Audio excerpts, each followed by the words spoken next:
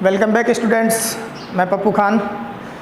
हम बात कर रहे थे इस चैप्टर के अंदर, प्रीवियस वीडियो के अंदर बात करें तो हम रसारोहण के सिद्धांत के बारे में बात कर रहे थे। रसारोहण की जो क्रिया विधि होती है उसको समझाने के लिए विभिन्न वैज्ञानिकों ने किस प्रकार के सिद्धांत दिए थे, उन सिद्धांतों को समझाने के लिए प्रयास कर रहे थे हम। तो उन सिद्धांतों में हमने 3 प्रकार के सिद्धांत बताए थे। हमें आपको रसारोहण के सिद्धांत के बारे में बात कर रहे थे। रसारोहण के सिद्धांत, theories of ascent of sap, रसारोहण के सिद्धांत। इन रसारोहण के सिद्धांत में हमने 3 प्रकार के सिद्धांतों का उल्लेख किया था। नंबर 1 हमने बात की जैव शक्ति सिद्धांत, जैव बल सिद्धांत भी बोल सकते हैं इसको, जैव बल सिद्धांत, जिसे वाइटल फोर्स थ्योरी कहा गया।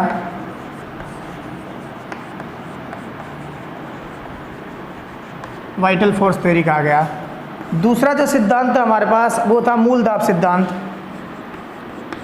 मूल दाब सिद्धांत, रूट प्रेशर थ्योरी,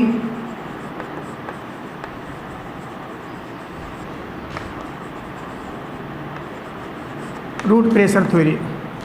और तीसरा सिद्धांत जो था हमारे पास वो था भौतिक बल सिद्धांत, भौतिक बल सिद्धांत,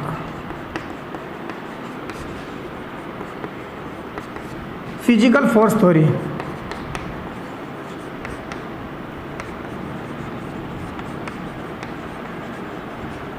फिजिकल फोर्स थ्योरी, इनके बारे में बात कर रहे थे। रसारोहण के सिद्धांतों में हमने 3 सिद्धांत बताए थे। एक तो जैव बल सिद्धांत बताया था, एक मूलदाब सिद्धांत बताया था और तीसरा था भौतिक बल सिद्धांत। यहाँ पर हम बात करेंगे जो जैव बल सिद्धांत था उसके बारे में बता दिया था हमने आपको बताया था। देखो थोड़ा सा शॉर्ट लाइन संक्षिप्त में दोबारा से बताऊं मैं आपको। गोडलेवेंस्की था एक, गोडलेवेंस्की तो रिले पंप सिद्धांत दिया था, रिले पंप सिद्धांत।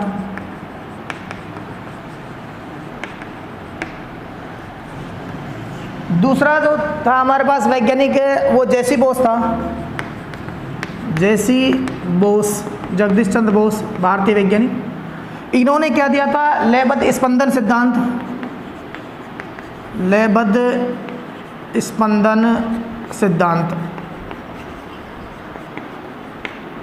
और तीसरा जो था हमारे पास वो था स्ट्रासबर्गर, स्ट्रासबर्गर। स्ट्रासबर्गर ने कहा है कि ये डायरेक्ट तो जो रसारोहण क्रिया में जैविक, स्ट्रासबर्गर क्या बोलता है कि जैव बल सिद्धांत जो है उसके अंदर उत्पन्न होने वाला जो दबाव है जो कि रसारोहण के लिए जिम्मेदार होता है, उसमें डायरेक्ट तो जीवित कोशिकाएं भाग नहीं लेती, लेकिन एनवायरनमेंट प्रोवाइड करती है जीवित कोशिकाएं दाब उत्पन्न करने के लिए। तो ये कौन बताता है? स्ट्रासबर्गर बताता है। तो गोडलेवेंस्की रिले पंप सिद्धांत देता है, जेसी बोस क्या देता है? लयबद्ध सिद्धांत देता है, और स्ट्रासबर्गर जीवित कोशिकाओं के सिद्धांत के बारे में बताता है। तो इस प्रकार हम बात कर रहे थे रसारोहण के सिद्धांतों। रसारोहण के सिद्धांतों के अंदर हमने बात की जैव बल सिद्धांत के बारे में। अब हम बात करते हैं मूल दाब सिद्धांत के बारे में। मूल दाब सिद्धांत जो होता है उसको हमने मूल दाब सिद्धांत जो है, मूल दाब सिद्धांत, इसके बारे में जो बता रहे हैं हम आपको। मूल दाब सिद्धांत जो दिया था वो मूल दाब सिद्धांत दिया है किसने? प्रिस्टले ने दिया है। किसने दिया है? प्रिस्टले ने। इसके बारे में थोड़ा सा बताते हैं डिटेल से, कल हमने इसके बारे में नहीं बताया था आपको। प्रिस्टले ने दिया है, ये वीडियो नंबर 34 है, ठीक। मूल दाब सिद्धांत किसने दिया है? प्रिस्टले ने।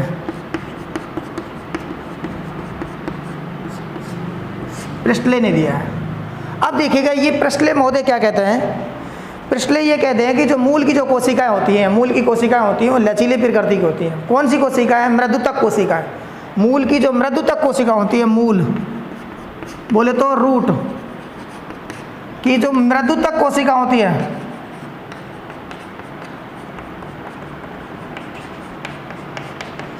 कौन सी कोशिकाएं? मृदुतक कोशिकाएं जो होती हैं वो कैसी प्रकृति की होती हैं? लचीली प्रकृति की होती हैं, लचीली।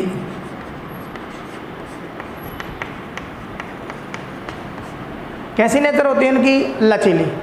अब इनमें जब विलायक के अणु प्रवेश करते हैं तो ये फूल जाती हैं, स्फीत हो जाती हैं, लचीली प्रवृत्ति होती है। इसके कारण क्या है, इनकी जो झिल्ली होती है, हम कह सकते हैं कोशिका भित्ति होती है, वो कैसी होती है? लचीली होती है, जिस कारण ये जब इस विलायक के अणु प्रवेश करते हैं तो ये फूल जाती है, और फूलने के कारण एक दबाव उत्पन्न होता है जिसे हम कहते हैं स्फीत दाब कहते हैं। क्या बोलते हैं? स्फीत दाब कहते हैं। और इस स्फीत दाब के कारण कोशिका फूल जाती है और यह कोशिका पुनः सामान्य अवस्था में आने की कोशिश करती है। अगेन रिपीट कर रहा हूँ, प्रेस्ले क्या बोलते हैं कि जो मूल की जो कोशिकाएं होती हैं उनकी कोशिकीय भित्तियाँ कैसी होती हैं? लचीली प्रकृति की होती हैं। लचीली प्रकृति की होने के कारण जब इनमें विलायक के अणु प्रवेश करते हैं, यानी कि जल प्रवेश करता है, तो ये स्फीत दाब के कारण फूल जाती हैं और ये अपनी सामान्य अवस्था में आने का प्रयास करते हैं। इसी के फलस्वरूप जब ये सामान्य अवस्था में आती है स्फीत कोशिकाएं, तो इसके फलस्वरूप एक दबाव उत्पन्न होता है और उस दबाव को कहते हैं मूल दाब। क्या बोलते हैं उसको? मूल दाब बोलते हैं, मूल दाब। रूट प्रेशर बोलेंगे इसको। क्या बोलेंगे? Root pressure. आपकी नॉलेज के लिए बता दूं, जो रूट प्रेशर है, मूल दाब है, इसका जो मापन किया जाता है वो किया जाता है मैनोमीटर से। मापन किससे किया जाता है? मैनोमीटर से। किससे किया जाता है? मैनोमीटर से किया जाता है मापन इसका।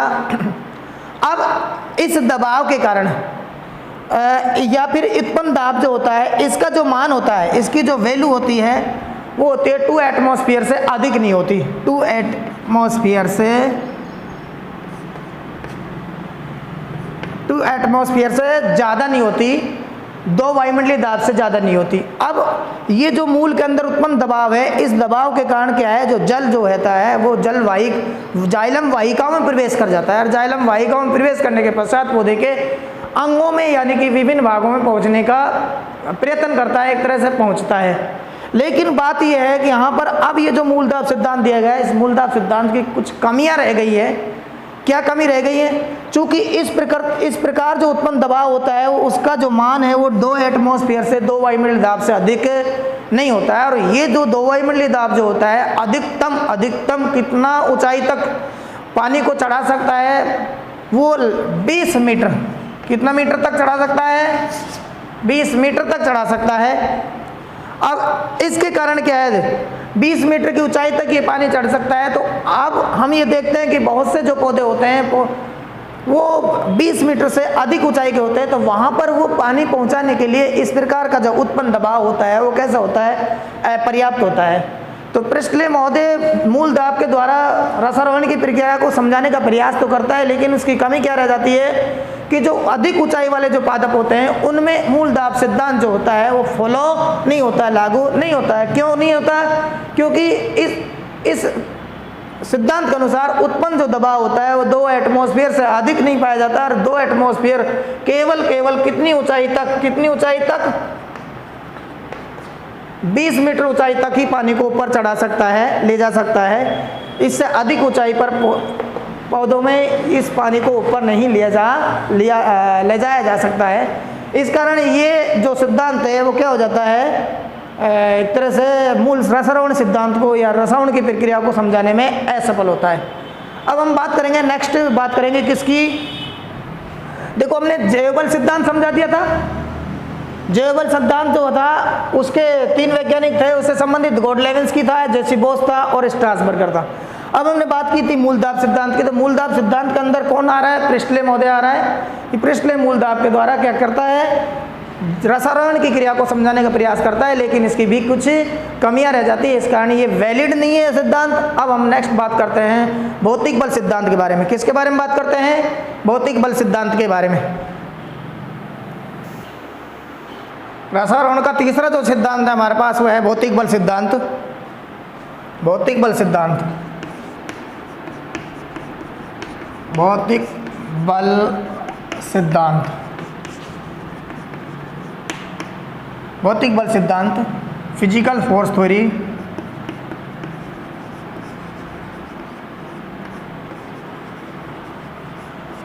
फिजिकल फोर्स थ्योरी, ये जो सिद्धांत दिया है वो दिया है डिक्सन एंड जोली ने। यह सिद्धांत किसने दिया है? डिक्सन एवं जोली ने।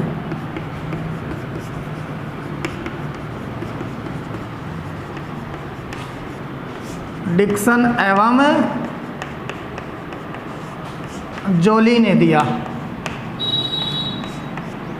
किसने दिया है? डिक्सन और जोली ने दिया।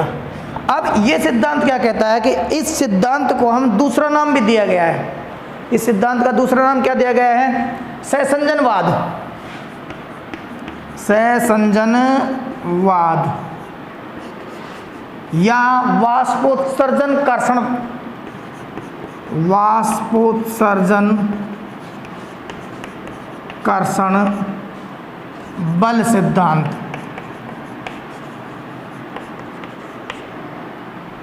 जो ये जो है इसका कौन से हैं? अन्य नाम है। ये क्या है? इसके अन्य नाम क्या है? सहसंजनवाद या वाष्पोत्सर्जन कर्षण बल सिद्धांत, ट्रांसपायरेशन पूल सिद्धांत बोलते हैं इसको। ट्रांसपायरेशन पूल सिद्धांत बोलते हैं या क्वेश्चन थ्योरी बोलते हैं इसको। अब खास बात यह है, इस सिद्धांत के अनुसार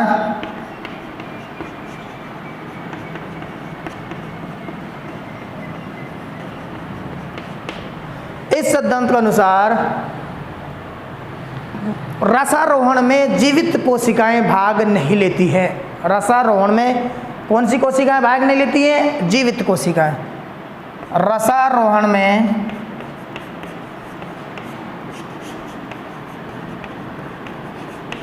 जीवित कोशिकाएं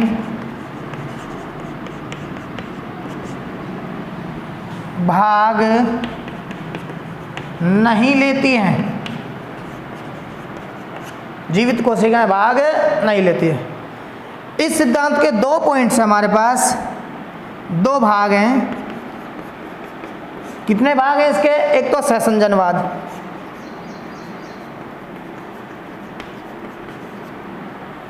और दूसरा है वाष्पोत्सर्जन कर्षण।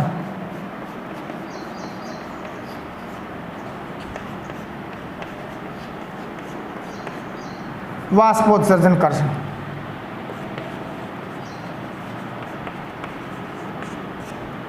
और इसे बोलते हैं ट्रांसपायरेशन पूल।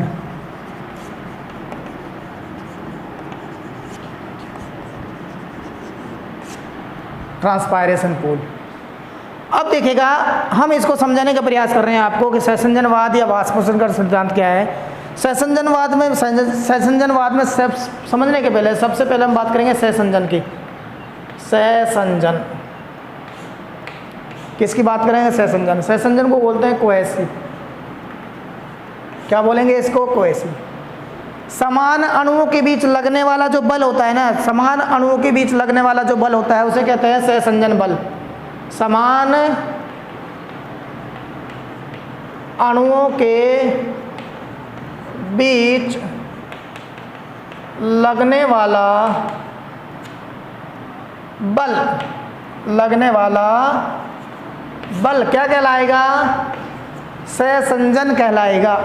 जैसे जल के अणुओं के मध्य, जल के अणुओं के मध्य लगने वाला, जल के अणुओं के मध्य लगने वाला बल क्या कहलाएगा? सहसंजन बल कहलाएगा। जल के अणु आपस में जुड़े होते हैं ना जिस बल की सहायता से, उसे क्या कहते हैं? सहसंजन कहते हैं। क्या बोलेंगे? एक होता है आसंजन। क्या होता है? आसंजन। वो अलग अलग पदार्थ के अणुओं के मध्य लगता है। 2 पदार्थ के अणुओं के मध्य लगेगा। एक अणु पदार्थ जो है, एक अणु अलग पदार्थ का होगा, दूसरा अलग पदार्थ का होगा। तो 2 भिन्न अणुओं के मध्य, 2 भिन्न प्रकार के अणुओं के मध्य लगने वाला बल क्या कहलाएगा? आसंजन बल कहलाएगा। और यहाँ पर सहसंजन बल होता है जो समान अणुओं के बीच लगने वाला बल जो होता है क्या कहलाएगा? सहसंजन। जब अब इसको हम समझाने के लिए क्या बात करते हैं? वाष्पोत्सर्जन के बारे में बात कर लेते हैं एक बार। वाष्पोत्सर्जन जो प्रक्रिया है ना, वाष्पोत्सर्जन की प्रक्रिया ट्रांसपायरेशन बोलते हैं, जो एक ऐसी प्रक्रिया है जिसके सहायता से पौधे के वायवीय भागों द्वारा, पौधे के वायवीय भागों द्वारा जल का वाष्प के रूप में बाहर निकलना होता है। एक ऐसी प्रक्रिया जिसके माध्यम से पौधे के वायवीय भागों से जल का वाष्प के रूप में बाहर निकलता है। तो ऐसे जो प्रक्रिया है उसे हम क्या कहते हैं, वाष्पोत्सर्जन कहते हैं। क्या बोलते हैं उसको? वाष्प। अब ये जो वाष्पोत्सर्जन क्रिया होती है सामान्यतः पत्तियों की सहायता से होती है। किसकी सहायता से होती है? पत्तियों की सहायता से होती है। और पत्तियों पर क्या पाई जाती है? पर्णमध्युतक कोशिकाएं। पर्णमध्युतक कोशिकाओं से जैसे ही जल वाष्प के रूप में बाहर निकलता है तो जल के अणु जो होते हैं परस्पर एक दूसरे से जुड़े होते हैं। जब वो जुड़े होंगे तो एक जल का अणु वाष्प के रूप में बाहर निकलेगा तो दूसरा जल का अणु उसको खींचने की कोशिश करेगा बाहर की ओर।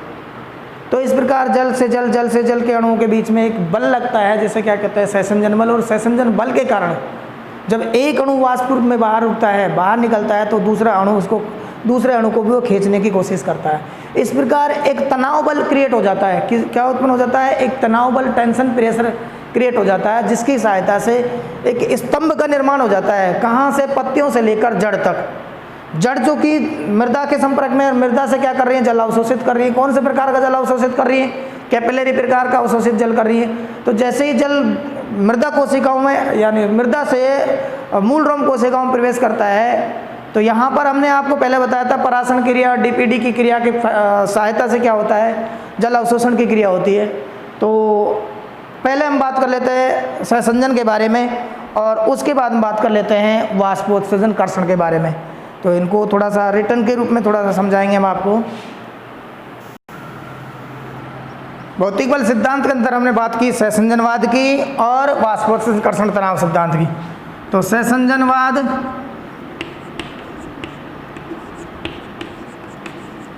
या वाष्पोत्सर्जन कर्षण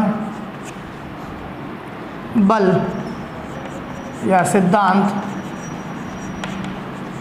के प्रमुख बिंदु के बारे में बात करें।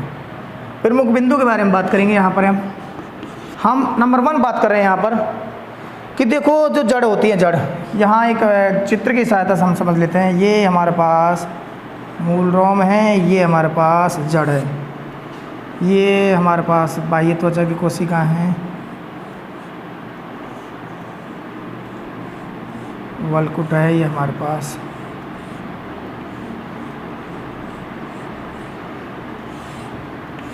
ये जाइलम वाहिक है, ये हमारे, तो ये हमारे पास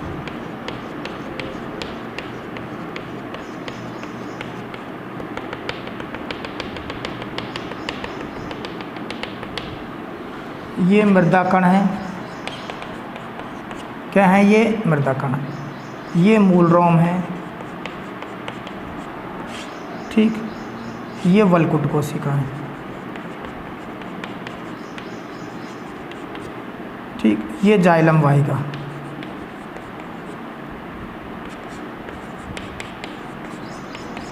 और ये जाइलम वाहिका जो है हमारे पास इस प्रकार ये लगातार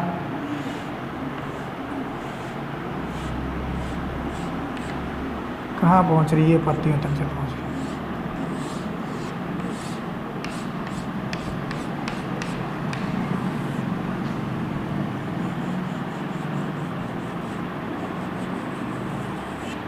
है। ये सिद्धांत के बारे में बात कर रहे हैं। यहाँ पर ये जो जल के अणु हैं ये बाहर की ओर उड़ रहे हैं, ठीक। तो यहाँ जल के अणु एक दूसरे से क्या है? सहसंजनवाद सिद्धांत से जुड़े हुए हैं। अब देखेंगे यार, देखिएगा हम बोल रहे थे सहसंजनवाद। सहसंजनवाद का मतलब क्या होता है? सहसंजनवाद, सहसंजनवाद इसके अनुसार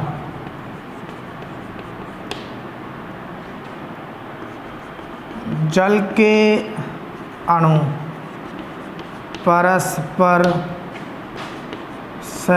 सहसंजन बल के कारण जुड़े होते हैं। किसके कारण होते हैं? सहसंजन बल के कारण क्या होते हैं? जुड़े होते हैं। अब सहसंजन बल के कारण जुड़े होते हैं तो यदि एक भी अणु बाहर निकलता है तो उससे जुड़े अणु भी बाहर निकलने का प्रयास करते हैं, निकलने का प्रयास करते हैं। क्या करते हैं? मान ले अगर एक जल का अणु वाष्प के रूप में बाहर निकलने की कोशिश कर रहा है तो दूसरा अणु भी उससे जुड़ा हुआ बाहर निकलने का प्रयास करेगा। क्यों करेगा? क्योंकि परस्पर कौन से बल के कारण जुड़े हुए? सहसंजन बल के कारण। और सहसंजन बल के कारण जुड़े हुए तो इस कारण क्या है, एक दूसरे से वो एक तनाव बल क्रिएट कर लेते हैं। क्या उत्पन्न कर लेते हैं? तनाव बल। तनाव बल। और वो स्तंभ के रूप में पाया जाता है। किसके रूप में पाया जाता है? स्तंभ के रूप में पाया जाता है, एक कॉलम के रूप में पाया जाता है, जो लगातार मूल रूप से लेकर जड़ जोड़ जड़ से तना, तना से कहाँ तक पहुँचता है? वो पत्तियों तक पहुँचता है। कहाँ तक पहुँचता है? वो पत्तियों तक पहुँचता है।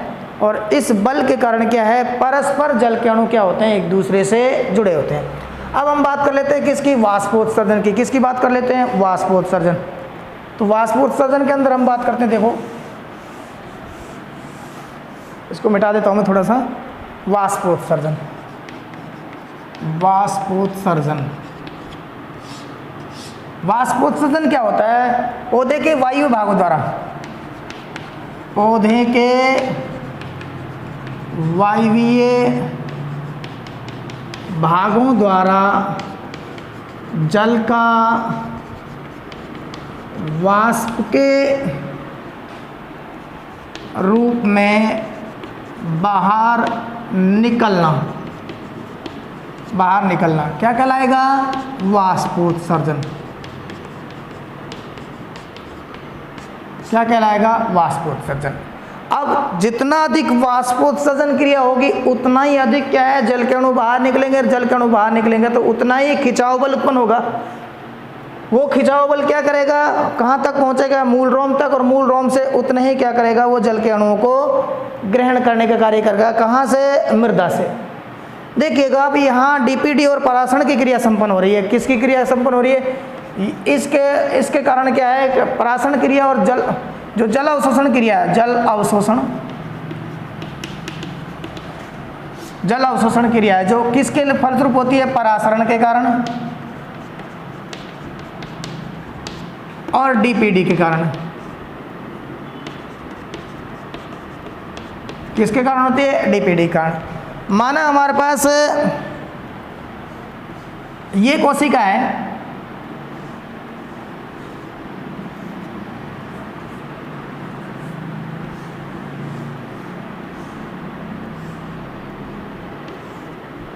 ये हमारे पास क्या है? मूल रोम कोशिका। कौन सी है? मूल रोम कोशिका। और ये इसके पड़ोसी कोशिका है।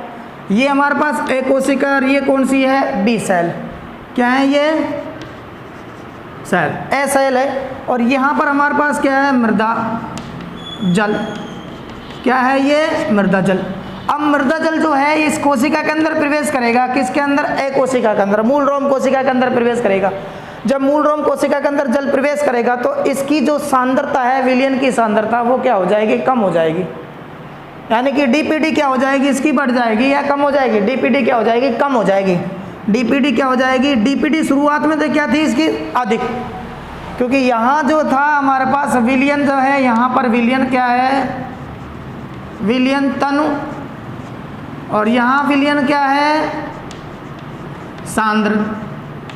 शुरुआत की बात कर रहा हूँ। स्टार्टिंग पॉइंट में क्या हो रहा है? मृदा जल जो है उसका जो विलयन है कैसा है? तनु, यानी कि विलायक की मात्रा उसमें क्या है? अधिक। और जो हमारे पास अगर कोशिका द्रव के बारे में बात करें, यहाँ पर कोशिका द्रव की, किसकी बात करें? कोशिका द्रव की बात करें तो कोशिका द्रव जो होता है वो कैसा होता है? सांद्र होता है। अब जैसे ही मृदा जल या मृदा से जल प्रवेश करता है किसी कोशिका, मूल रोम कोशिका ए के अंदर प्रवेश करेगा तो जल की मात्रा क्या हो जाएगी? इसमें बढ़ जाएगी। और जल की मात्रा बढ़ जाएगी तो डीपीडी की मांग क्या हो जाएगी? कम हो जाएगी। डीपीडी का मतलब होता है जल की मांग। शुरुआत में जल की मांग क्या थी? ज़्यादा थी। किसके कंपेरिजन में? मृदा जल के कंपेरिजन में कोशिका द्रव की जल की मांग क्या थी? अधिक थी, जिसके कारण जल क्या है? मूल रोम कोशिका में प्रवेश किया है। अब मूल रोम कोशिका में प्रवेश करने के पश्चात क्या होता है, इसकी डीपीडी जो है वो क्या हो जाएगी, कम हो जाएगी। और इसकी डीपीडी क्या है, पड़ोसी जो कोशिका है इसकी डीपीडी क्या है, अधिक। तो ऐसे में जब जल जो होता है ए कोशिका से किस में प्रवेश करेगा, बी कोशिका में प्रवेश करेगा। और बी से किस में जाएगा, ये सी कोशिका में। सी से किस में जाएगा, डी में। तो इस प्रकार एक कोशिका से दूसरी कोशिका में परासरण क्रिया और डीपीडी में डिफरेंस के कारण, परासरण क्रिया और डीपीडी में डिफरेंस के कारण ये जो जल होता है ये कहाँ पहुँचता है, जाइलम वाहिकाओं में। और जाइलम वाहिकाओं से धीरे धीरे धीरे धीरे ये सहसंजन बल सिद्धांत और वाष्पोत्सर्जन क्रिया द्वारा ये कहाँ होता है, बाहर की ओर निकलता है। जैसे जैसे वाष्पोत्सर्जन क्रिया होगी वैसे वैसे जल के अणु बाहर उड़ेंगे और उनके साथ जुड़े अणु भी खिंचाव उत्पन्न करेंगे। जितना अधिक खिंचाव होगा उतना ही अधिक क्या है, एडजस्टेंस कोशिकाएं जो नियरेस्ट कोशिका है उन नियरेस्ट कोशिकाओं के मध्य में क्या होगा, डीपीडी में डिफरेंस आएगा। और डीपीडी में डिफरेंस आएगा तो जल का क्या होगा, अवशोषण होगा। और वो जल लगातार क्या है, एक स्तंभ के रूप में पौधे के शिखर जो भाग होते हैं पत्तियों तक पहुंचने का प्रयास करेगा। तो इस प्रक्रिया के अंदर क्या हो रहा है, दो प्रक्रिया हो रही हैं। एक तो क्या है हमारे पास वाष्पोत्सर्जन क्रिया, दूसरा है सहसंजन। वाष्पोत्सर्जन क्रिया के कारण तो जल के अणु बाहर निकल रहे हैं। अब सहसंजन के कारण जल के अणु एक दूसरे से जुड़े होते हैं जिसके कारण एक खिंचाव बल उत्पन्न होता है। और उस खिंचाव बल के कारण क्या है, लगातार जल के अणु ऊपर की ओर चढ़ते जाते हैं और जल अवशोषण की क्रिया संपन्न होती रहती है। अब यहाँ इस प्रक्रिया के अंदर क्या है, वाष्पोत्सर्जन क्रिया नहीं होगी तो जल अवशोषण क्रिया भी क्या होगी, नहीं होगी। ये बात इसमें देखने को मिलती है। यानी कि जल अवशोषण की क्रिया जो होती है वाष्पोत्सर्जन कर्षण सिद्धांत के अनुसार कैसे होती है, वाष्पोत्सर्जन के समानुपाती होती है। एक तरह से जितना अधिक वाष्पोत्सर्जन क्रिया होगी उतना ही अधिक क्या होगा, जल अवशोषण की क्रिया होगी। इस प्रकार हमने आपको ये सिद्धांत समझाया। किसका सिद्धांत समझाया, डिक्सन और जोली का भौतिक बल सिद्धांत समझाया। उसके अंदर उन्होंने 2 पॉइंट समझाए, एक तो सहसंजनवाद और एक वाष्पोत्सर्जन कर्षण सिद्धांत समझाया। ठीक है, और अब हम बात कर लेते हैं यहाँ पर रसारोहण को प्रभावित करने वाले कारक। रसारोहण को प्रभावित करने वाले कारकों के बारे में डिस्कस कर लेते हैं। रसारोहण को प्रभावित करने वाले कारक, उनमें हम नंबर 1 बात करते हैं वह उच्च ताप। उच्च ताप। नेक्स्ट बात करते हैं हम निम्न दाब।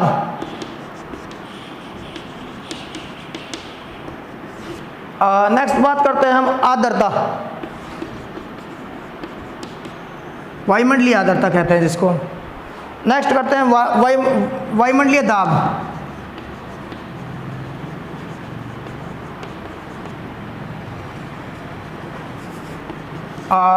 नेक्स्ट बात करते हैं हम वायु का वेग।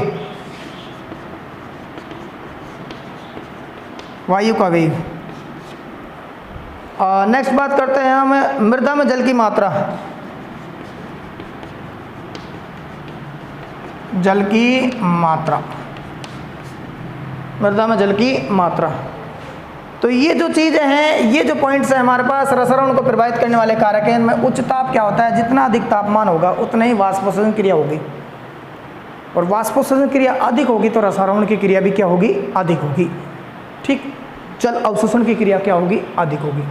अब नेक्स्ट बात करते हैं हम निम्न दाब। निम्न दाब होने पर क्या होता है, रसारोहण की क्रिया क्या होती है, कम होती है। रसारोहण की क्रिया क्या होगी, कम होगी। आर्द्रता, आर्द्रता में अधिकता के कारण रसारोहण की क्रिया कम होगी क्योंकि अधिक आर्द्रता के कारण वाष्पोत्सर्जन क्रिया कम होती है।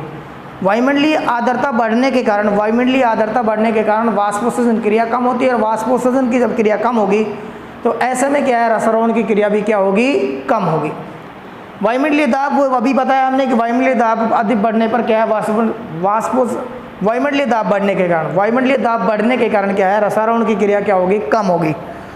ठीक है, शुष्कता बढ़ने पर, शुष्कता जब बढ़ती है ना तो वायुमंडलीय दाब कम होता है। ठीक, अब यहाँ पर वायुमंडलीय दाब बढ़ने पर क्या है, रसारोहण की क्रिया क्या होगी, कम होगी। रसारोहण की क्रिया क्या होगी, कम। रसारोहण की क्रिया क्या होगी, अधिक। रसारोहण की क्रिया क्या होगी, अधिक। आर्द्रता बढ़ने पर रसारोहण क्रिया क्या होगी, कम। वायुमंडलीय दाब बढ़ने पर क्या है, रसारोहण की क्रिया क्या होगी, कम। वायु का वेग बढ़ने पर रसारोहण की क्रिया क्या होगी, अधिक, क्योंकि आर्द्रता को रिप्लेस करने का कार्य करेगी। मृदा में जल की मात्रा बढ़ने पर रसारोहण की क्रिया क्या होगी, अधिक।